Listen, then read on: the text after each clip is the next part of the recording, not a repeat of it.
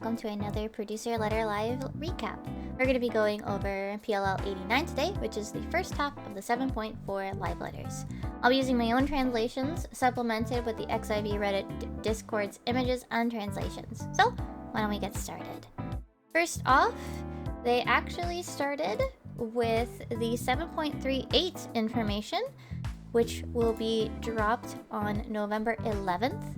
It will remove the weekly limit from the Cruiserweight Savage fights, as well as allowing players to convert the coins from the Alliance raids for the weapon upgrade. And finally, a small addition to the Return to Ivalice series, where they're adding, oh, I don't have the picture of it, but a small poster of the Tactics remaster image to the drop table.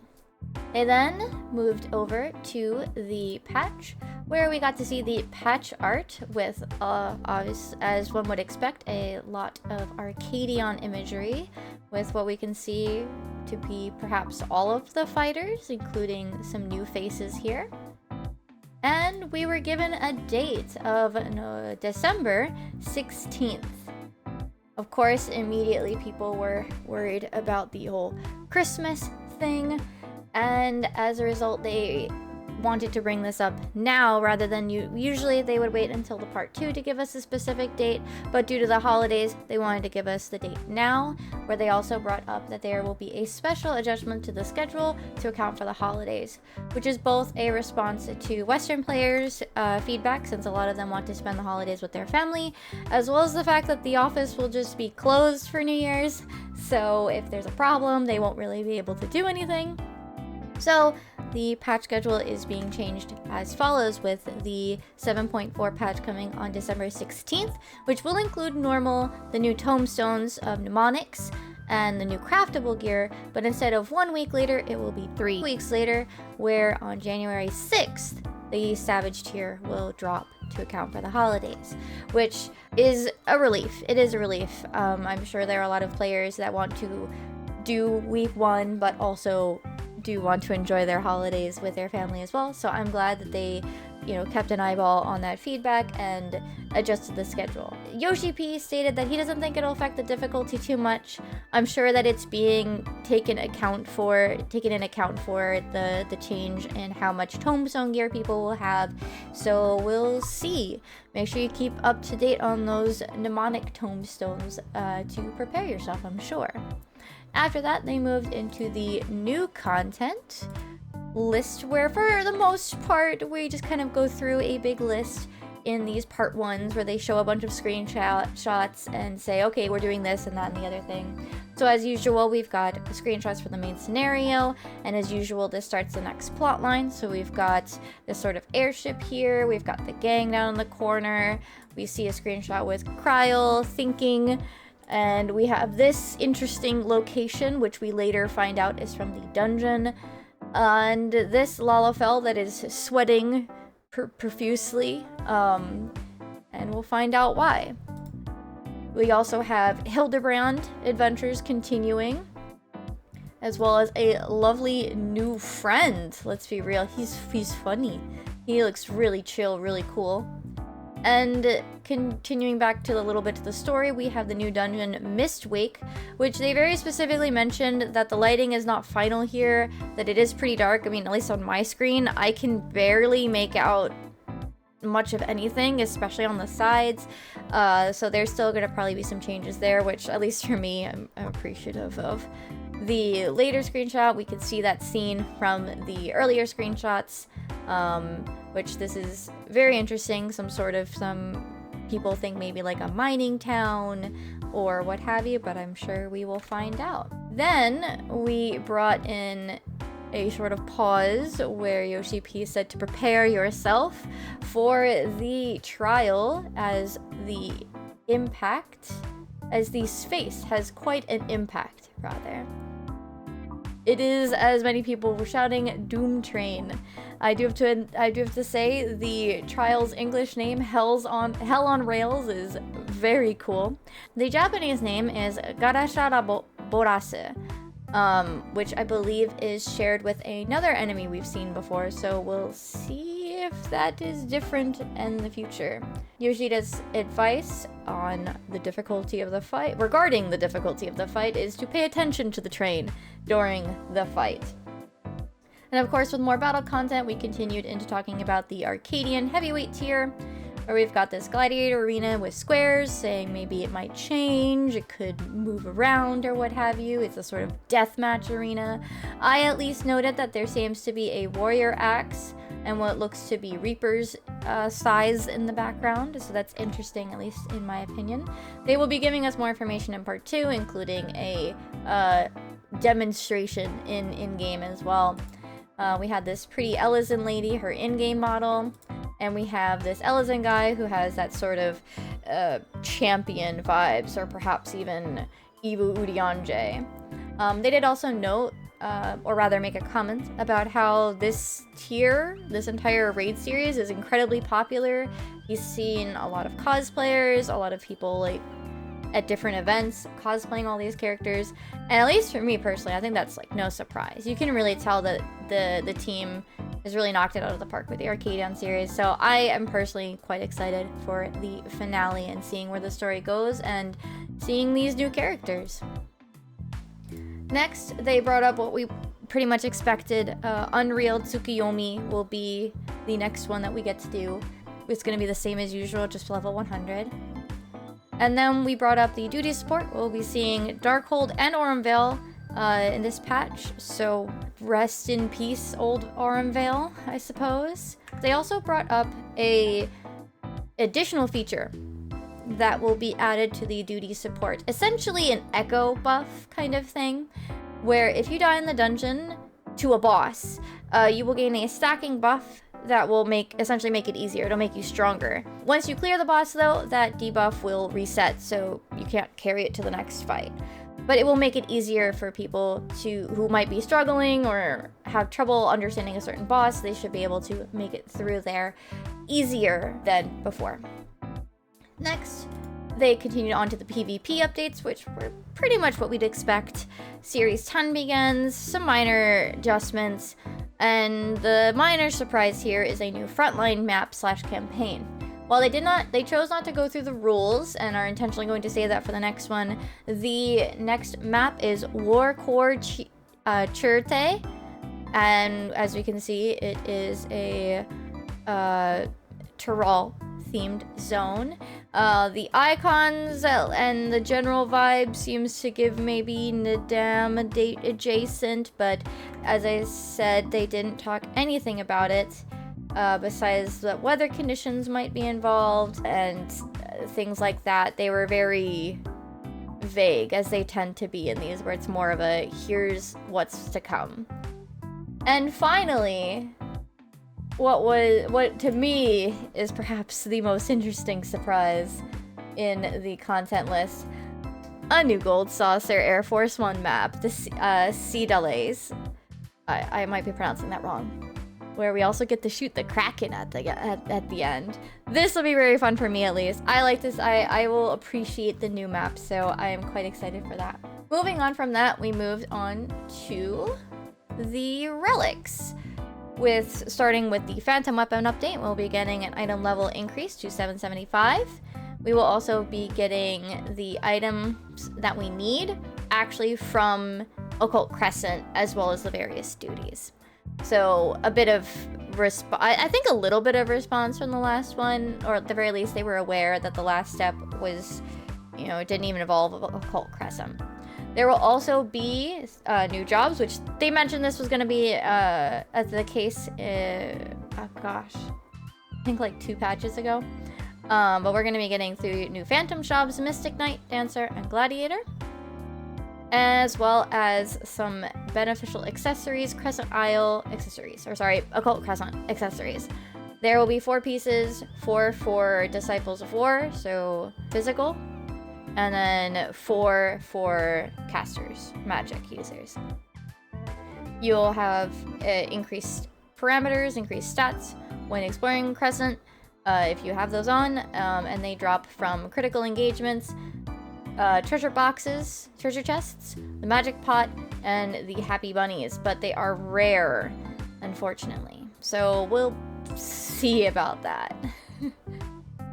Then on the other relic side, we are getting a new star, Oasis, the Japanese title mentioning a sort of collapsed society, collapsed civilization star. And we can see that also in the pictures, where we can see buildings and structures that are kind of perhaps not collapsing downward, but collapsing into the sky. And I suppose you could say maybe they're making those rings in a way. And we can also see some really wild looking dudes. And they'll be pretty much kind of the usual that we would expect. Further enhancements where they get a pretty purple glow. Item level 765. They will be adding new items rewards, which we could expect, you know, from Cosmo credits, from Cosmic Fortune. There will be, I think this is a very nice adjustment. A sequential mission completion bonus will be added, which I'm very appreciative of. It makes it at least more beneficial to do the sequential mission. And there's also going to be a new type of mission, the Ruin Exploration, where you can uncover ancient records and basically just get a bunch of lore about this star, as well as item rewards for doing so. That is perhaps going to be one of the more interesting pieces for me when it comes to playing this next planet. And they showed two items that we can receive, both one of the outfits and the funny little mount. I do hope that he has that he can at least do his animation where he goes the happy face. It would be a little sad if it doesn't. After that, they took a short break where they showed some various videos and jumped into Variant Dungeon, which is very exciting for me. I am very excited for the Merchant's Tale. The aesthetic is very Toontown, Kingdom Hearts. Very, very, very fun, bright, colorful style. I quite like the skybox as well. And they showed a couple more screenshots, what have you. And then they showed us the NPC that we're going to be interacting with. They didn't give her a name, if I could hear correctly. But they did mention that she is related to Y'shtola. But remember, Y'shtola is part of a Mikote tribe, so I mean, she has a lot of there's a lot of Y tribes, cat members. But that said, the dungeon is in fact inside of a book, so that's the art style. So very, very, very fun. They then went on to explain, for anybody that doesn't know, the concept of variant dungeons and how they work. I'm not going to show every slide, but to sum it up, basically, you have branching paths and you change different actions. There's a sort of puzzle aspect to it, and you do certain actions to activate different paths to get different endings, to uncover the entire story. And you get rewards for doing all the different paths and what have you. And they kind of build up to each other, that usually the final ending, it requires having gone through all the previous ones to actually solve. But up till this point, there have been 3 things: Variant Dungeon, Inter-Criterion Dungeon, Inter-Criterion Savage. They would unlock the next one. So Criterion and Criterion Savage would be much harder, or are much harder, with no branching paths, stronger enemies.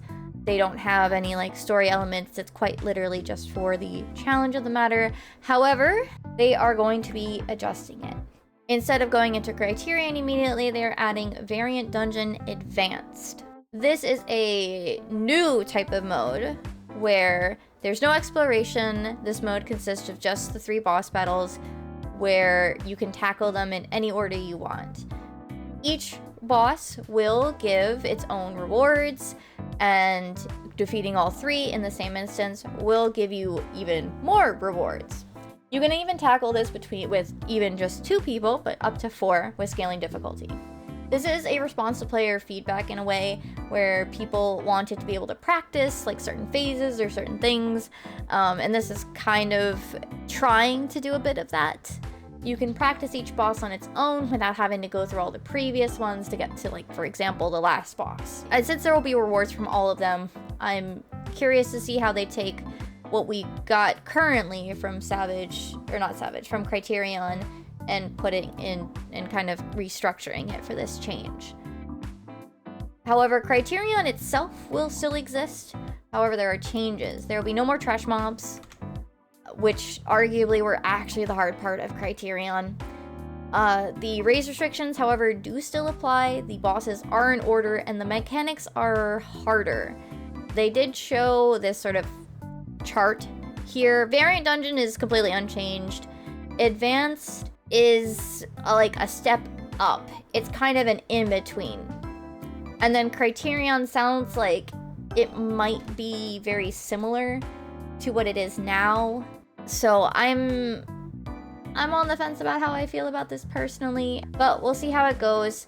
At least for me, I don't know how useful Variant Dungeon Advanced will be to practice the bosses, if then in Criterion they're different. So we'll see how that goes. At the very least, I'm excited for the Variant Dungeon itself, and I know I'll be tackling at least Criterion, so we'll see how it goes. And then yeah, they showed one of the bosses in here, and they showed some of the rewards from these two sets of gear, and a flying carpet mount, which I think is our second now, actually. This is we had the Mog Station one. But moving on from this, they continued on to the system changes, where they started off nice and simple with some new UI color themes with green and white. So I'm excited to see more colors. This will be fun. Next, the mentioned before, but slightly delayed from the last patch, the strategy board. This will have codes to share boards, so you can send a code to your friend and they can look at the board that you made. And they do plan to expand on like the features that are on here. You know, they have things like the standard markers and the standard stuff that's like already existed, but they will definitely be looking to expand it. An interesting new feature is the command panel, where it's not a hotbar, but it's basically a small menu to put things that can be put on a hotbar, but somewhere else.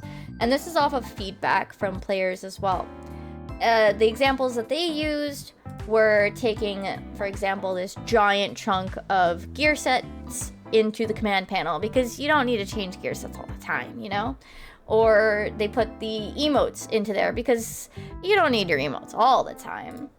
And you can just open it up with specific hotbar buttons that you then put those on the hotbar to open it up, and each one can go to a specific page. To me, this is sort of a response to those menu macro hotbars that people would make, and I think it's really neat. Then they saved, quite literally, the best for last.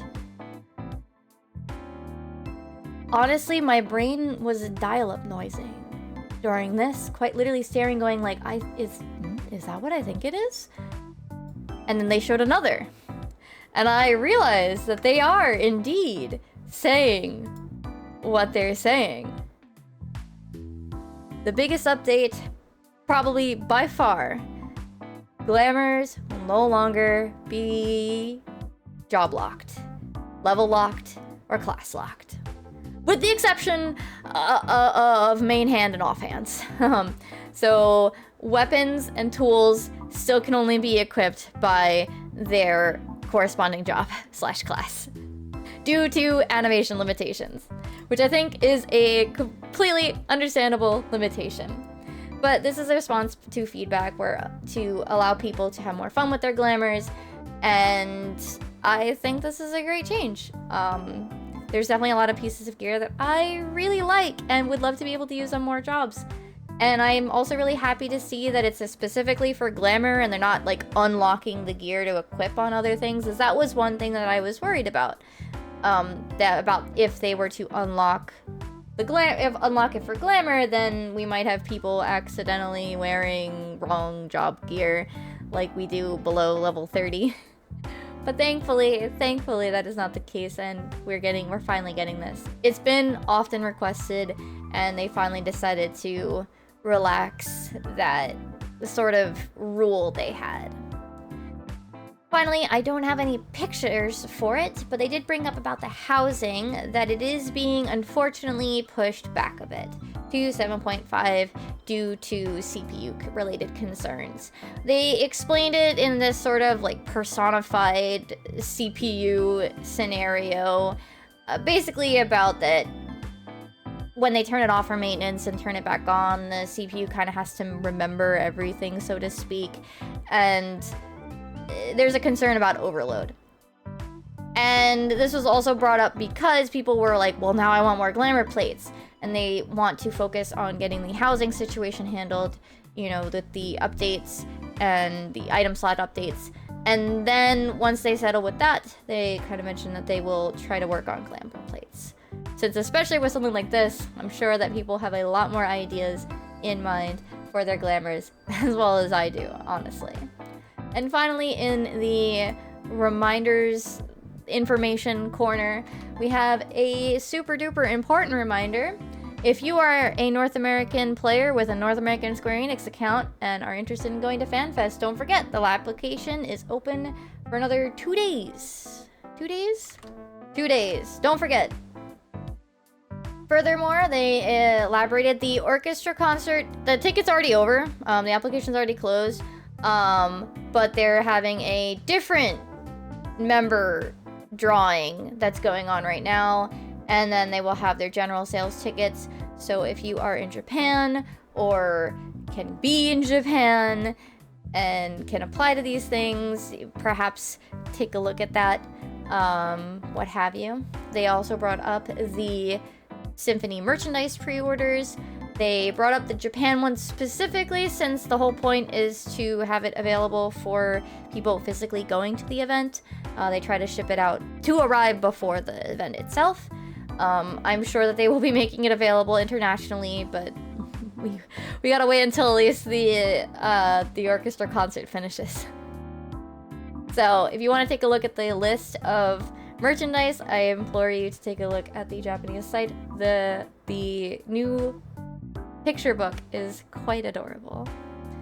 And finally, that is the end of the live stream's topics. They brought up that they didn't actually do a 14-hour live stream this year due to scheduling things, which is unfortunate. It does sound like they want to try to do it next year, but, well, FanFest and everything, we'll see about that. They do even want to also do in-person Fates again, because they haven't done those in a while. It does sound like the Mahjong tournament might still be happening, which I'm very excited for, as they do that every year around New Year's. So I hope that they are able to still host the Mahjong tournament.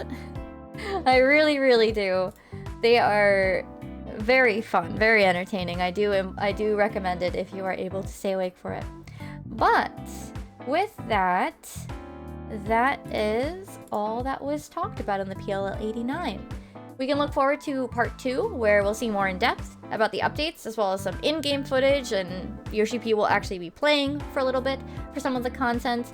And just like this time, I will be live streaming and translating it here on YouTube, as well as on Twitch, so feel free to stop by when that gets announced. I will definitely be posting about it to the socials, and there will be waiting rooms and what have you. So tell me what you guys are looking forward to most in the comments. Oh, well, maybe perhaps the second most. I think the glamour plate restrictions, the glamour restrictions being lifted perhaps is the most exciting.